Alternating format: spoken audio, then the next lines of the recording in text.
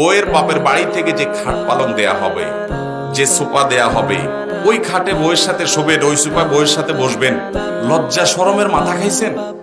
একটা মেয়ে জন্মের পর থেকে বড় হওয়া পর্যন্ত লক্ষ লক্ষ টাকা ইনভেস্ট করে তার মা বাবা তাকে মানুষ করে, ঠিক না বেঠিক? এরপরে আপনি যায়া সে মেয়েটা, আস্ত মেয়েটা তুলে নিয়ে আসতেছেন।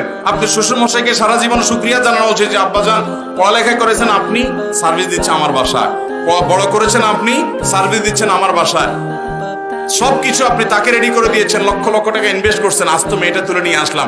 সারা জীবন শ্বশুরের কাছে আপনি অবনত থাকবেন, সেটা না করে উল্টা বরং শ্বশুর বলতেছেন মেয়ে দিচ্ছেন, ভালো কথার সাথে খাট পালাঙ্গ দেন। এটার চাইতে বড় জুলুম আরেকটা হতে পারে? এই যৌতুকের অভিশাপ থেকে আমরা আমাদের দেশটাকে মুক্ত দেব তো ইনশাআল্লাহ।